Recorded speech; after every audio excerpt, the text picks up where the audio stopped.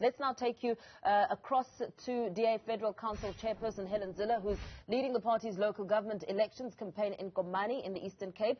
Let's just listen in. Enoch Mgijima municipality, and then pocket 7 million that cannot be accounted for, and somehow managed to spend 15 million on this.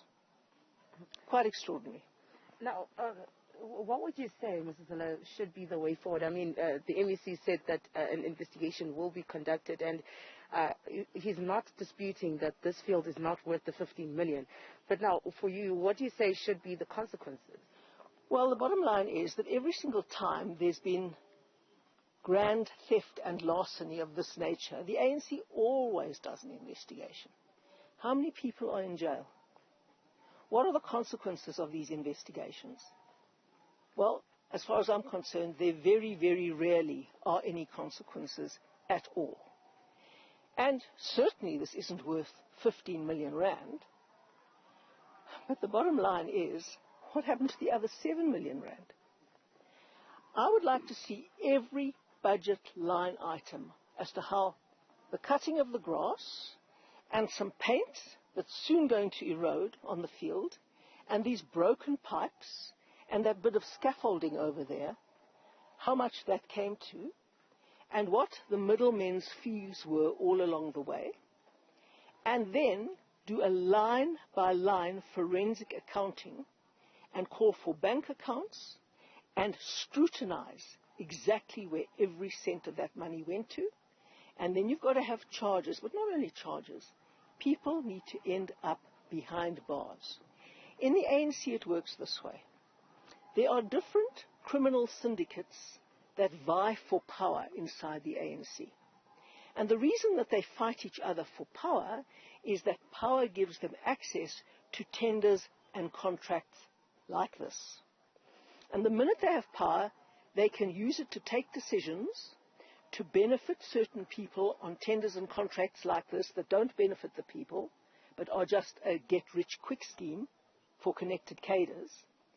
And the only time anybody in the ANC lands up in jail, for example Jacob Zuma, is when they are no longer part of the dominant faction.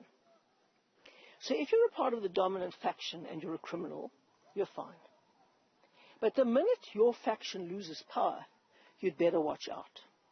And usually there's been such a good cover-up, and the files have gone missing, and the computer fell into a river inexplicably, and all the paths have been wiped clear, that people just get away with it.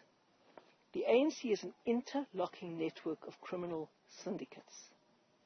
And South Africans better understand that voting for the ANC makes one complicit in crime. Not to deviate from this, but I must ask the Federal Council Chair about the Phoenix posters that have been the talk of the town. Just to get your views, a lot of people are calling them to be taken down, and the DA to apologize around the messaging of those posters. I'm deployed to the Eastern Cape for this election, and I can promise you no posters are the talk of Lesseyton, where we are today. The talk of Lesseyton is how 22 million rand came to be spent on this. And it's a real indictment on South Africa that the ANC can steal us blind. And when I say indictment, I mean the media. The ANC can steal us blind. The DA, wherever we govern well. We only govern 30 out of the 268 municipalities of the whole of South Africa. But the 5 top municipalities in the whole country are all governed by the DA. We govern a tiny proportion of the municipalities. So in Lesseyton, the talk of the town, you see many people here in blue T-shirts and only children here in yellow T-shirts.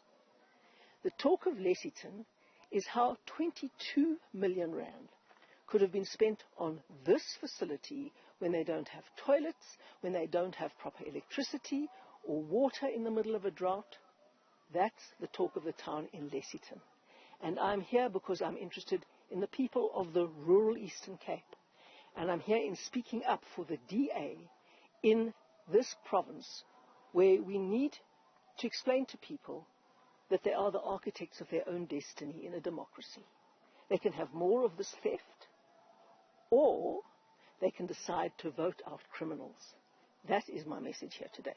Now, Ms. Zille, you being, of course, here in Lesseyton, Komani, in the Eastern Cape, I mean, the community that you're in would be what would be considered the black vote. Now, coming back to those posters, wouldn't you say those posters, of course, are giving a back foot? I mean, we saw the outrage on social media coming from tons of South Africans regarding the message behind those posters. Now, coming into this community, are you not worried that such messages could have a negative impact, not just obviously in Phoenix, but in different areas of the country? What I have learned is that Twitter is not the voter's role. And a vote does not have a color. Every vote is weighted the same. There you have it. The DA's Helen Zille out in the Eastern Cape and Komani, of course, assessing the nature of that 15 million rand stadium, saying really just trying to avoid the question of posters in Phoenix, saying that the DA is simply in the Eastern Cape to ensure that a thorough job is done to hold people accountable. People should be put behind bars, and also speaking to the different criminal syndicates that vie for power within the ANC, as she really looks and scrutinizes that 15 million rand sports facility project.